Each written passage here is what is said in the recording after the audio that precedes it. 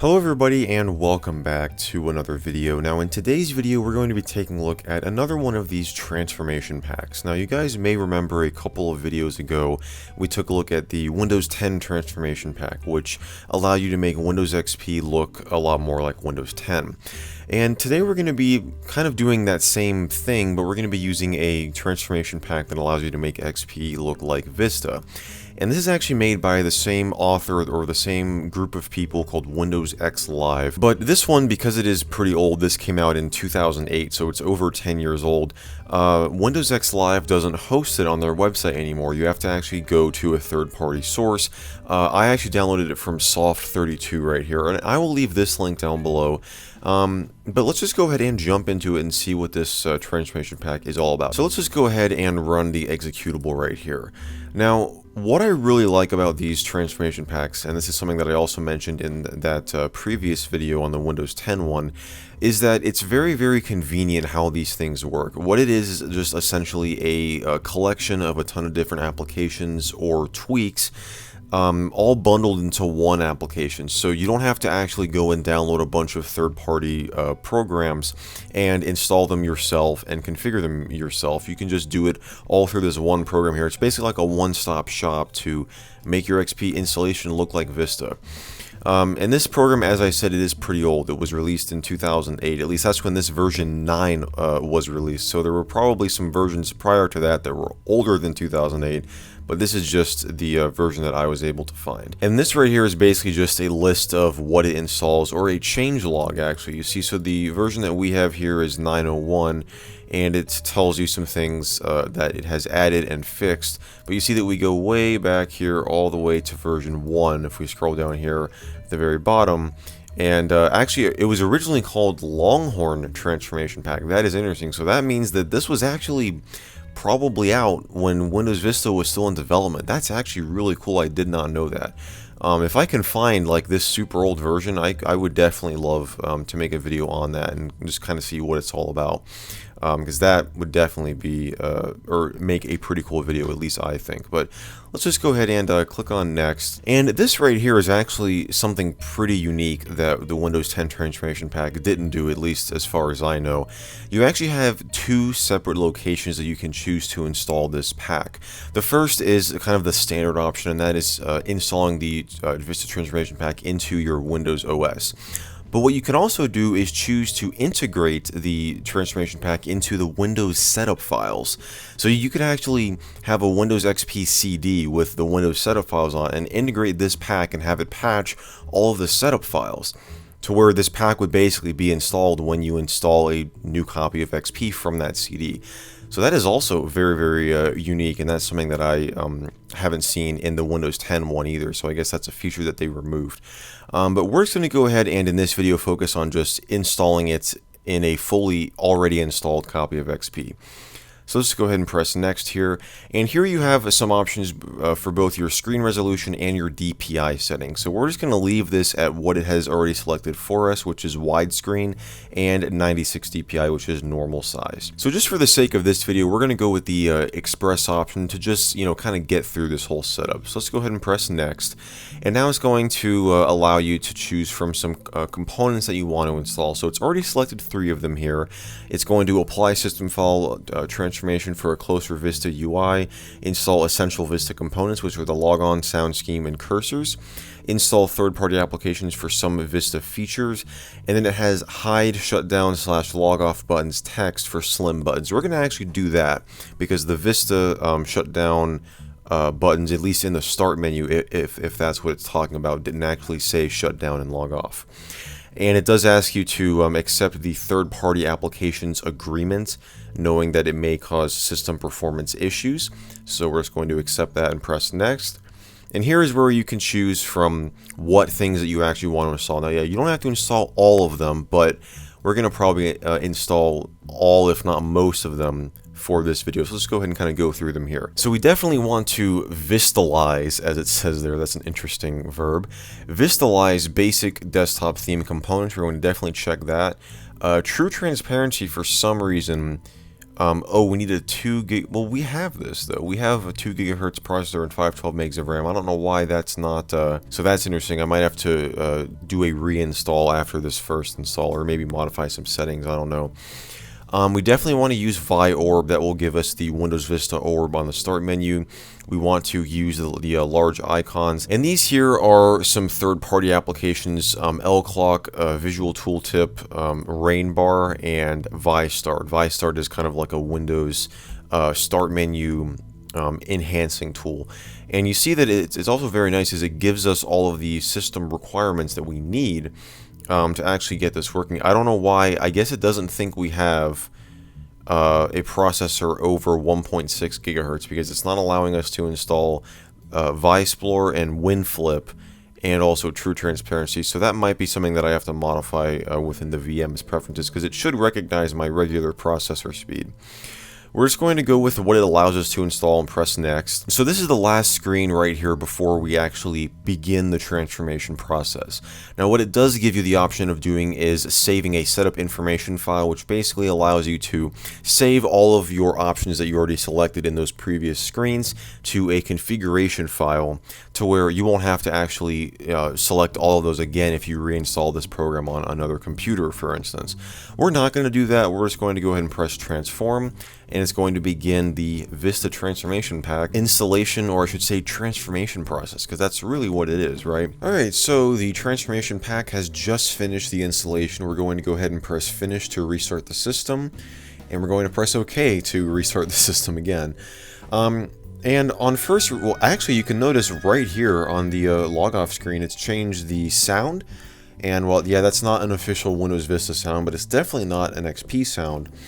And they've changed the background, and they've moved the text, you know, like the log off text over to the left side there. Now the boot screen does change, but it doesn't take effect, I don't believe, until the next reboot. We do, however, get this though. We get that little Vista orb, which Windows Vista normally does on startup, although it is animated. This one is not. And the startup sound is a little delayed there. And when we log in, you see that we still have some regular XP things, and we have some programs loading. So we got ViStart loading up there. So to actually change what programs that you have installed with the Vista Transformation Pack, you don't even have to go through the old installer. You can actually go into this Welcome Center application that the Transformation Pack installs for you. And what you can do is go into this Vistalize user account setting right here, and in here you can add additional applications and tweaks, and you can also remove them if you want to. Now for some reason we still cannot install True Transparency, WinFlip, and ViSplorer. I don't understand why that is. But we can uncheck disable unsafe applications. That's what we got to do. Okay, so we want to disable that, because for some reason it thinks that we can't install these when I know that we can. So we're going to install True Transparency, which I'm sure that you guys have seen before in some of my unofficial Windows versions. It just gives us some arrow glass transparency. We're going to install WinFlip as well as ViSplorer, and it's also very nice that it tells you what each of these programs does. So for ViSplorer here, if you didn't know what that did, you see that it says right here, Vista Explorer, WinFlip, Task Switcher Replacement. So we can also change the system font if we want to. That's very nice. We can change the font. We can change the toolbar style. So there's default, Longhorn. Let's do Vista. Let's just change that to Vista. We can also use large icons. We can change the visual tooltips behavior, which is another one of the programs in here. We're just going to go ahead and change the toolbar to Vista. Press OK, and we're going to apply Vistalization. And now it will go through probably another install phase, because it has to actually install the applications like True Transparency. So we're going to first of all choose Vista Arrow as our appearance. It just popped up with this here. We're going to hit apply, and it's going to go ahead and change that over. And now check that out. That looks so much better. We're going to press OK, and yeah, check that out. That looks like a very, very good clone of Windows Vista, and we're not even done yet. So we're going to press OK to restart the system once again, and when we boot back up, hopefully we should have full working arrow glass transparency and a more modified Windows Explorer through that ViSplorer program. So we're going to see how it looks when we boot back up. So we've just restarted here, and we are now booting into our desktop. And we're going to see all these programs load up again. So we got ViStart, welcome to Explorer, and yes, there we go. We have true transparency loaded up successfully. That looks very, very nice. And let's go ahead and actually change our desktop wallpaper. But you can see there is that Aeroglass transparency. It looks very, very nice. It's definitely a little bit slower than, you know, regular Vista. So we're going to just go over here to our desktop, and I'm going to change this. I believe it should have added some Windows Vista wallpapers in here. So let's go down here, and I think it might be all these IMG files. So let's go to maybe 36. There we go. So IMG 36 is our default Vista wallpaper. We're going to change that there. Press OK, and man, this really looks like Windows Vista. I mean, seriously, this does a very, very good job. Now, I don't believe that I mentioned it earlier in this video, but this is actually a transformation pack that I've personally used before many, many years ago. I want to say in the mid-2000s when I had a Windows XP computer. I didn't get a Windows Vista computer until 2008, so I know that I didn't use this specific version of the transformation pack, but I used one that was older, and oh man, we got like a weird thing going on here. The entire taskbar just kind of glitched out on us. But yeah, I've used this very same pack before. I think that's something that I failed to mention earlier in this video. And seeing it now, I mean, I haven't seen this pack since I got my Windows Vista computer. That was the last time that I used it, because once I upgraded to Windows Vista, there was no sense in running a Vista transformation pack on Windows Vista. But I have to say, aside from this weird, like, issue that we have, I'm just going to try to restart Explorer because I don't know what is going on here. So there's a nice convenient option in the start menu to actually reload the entire shell, which is very, very nice. Now, one thing that I have to say is that this transformation pack is an incredibly accurate representation of Windows Vista. It's almost identical to Windows Vista, and I can guarantee you that if you sat a novice computer user down in front of this computer, you could probably convince them into thinking that this is the real Windows Vista. I mean, you've got these gadgets over here on the right side which look identical to the regular Microsoft ones, but this is not an official Microsoft program. It is a recreation of the Windows Vista gadgets. I mean, check this out. Look at this start menu. Like, this is identical to the regular Windows Vista start menu. It's crazy. I mean, we've got Aeroglass transparency going on the side here.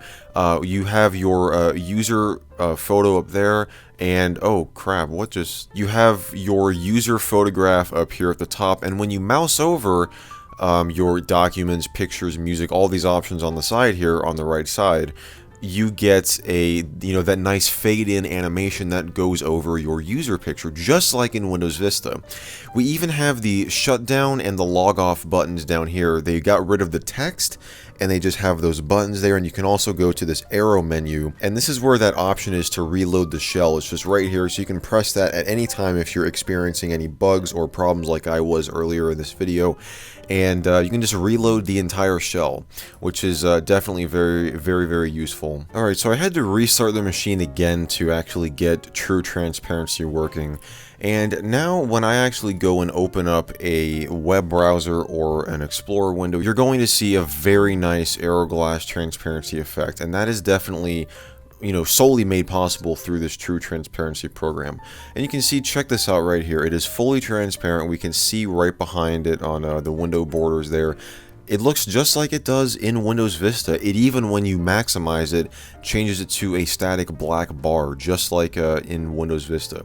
The only thing is that it doesn't actually change the maximize thing here to a minimize button. It's still the same maximize button even when it is maximized. You probably also saw that when I mouse over items in the taskbar, we get that little preview effect, which Windows Vista does as well. Now, I've had this happening for whatever reason. This is the tab switcher. Yeah, I honestly don't know what is causing that to show up. It was showing up off camera a couple of times. Now, another program that this pack includes is a Windows Explorer replacement almost called Visplorer.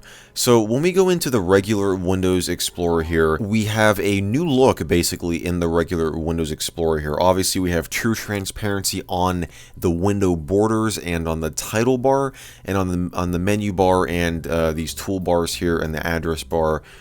We have a new look to it. So when I go into like my computer here, if I open this up and go into computer, and I, of course, didn't want to close out of that. Let's try that again. When I go into my computer here, you can see that we have the Vista Drive icon. I honestly don't know what is causing this to show up. It's just randomly showing up because I'm literally not touching the keyboard at all. But as I was saying, we have the Vista Drive icon. I believe this is made possible through a program that's literally called Vista Drive icon that gives it the percentage used indicator there. And we have basically a whole new theme. We've got a bunch of different Vista folder icons. We have a new screen for these files are hidden, and there it goes again. So this is the regular Windows Explorer, but Visplorer adds kind of a different interface, a different option that you can use to browse Windows Explorer. So to access it, you have to go down here to the bottom and right click on this Visplorer icon and press Explore. And this is Visplorer right here. It kind of gives it more of a transparent look. It basically makes the entire title bar and you know, where those toolbars were in the regular Explorer, it kind of makes that just look more transparent. And we can go into our folders here. We have some text down here on the bottom that gives you some facts about the folder, basically when it was last modified, the name of the folder that you're currently in down there.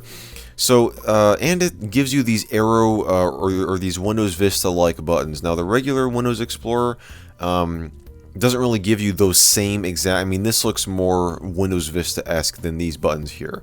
But I can definitely see that, you know, through the other programs that they're using in this pack, it definitely makes the regular Explorer. And there it goes again. I don't know what is causing that. I have no idea. I've never had that issue before, like even before when I used to use it. And I didn't realize, but this is Rainmeter actually. I did not realize that, but if you look down here at the bottom, it says Rainmeter right there, and this is literally a, yeah, so it's using Rainmeter, but it's called Vista Rain Bar, I guess, based on Rainmeter 0.14. So, okay, that's interesting. I did not know that. So this Vista Rain Bar program is based off of Rainmeter. That is very, very interesting. I did a whole tutorial video on Rainmeter.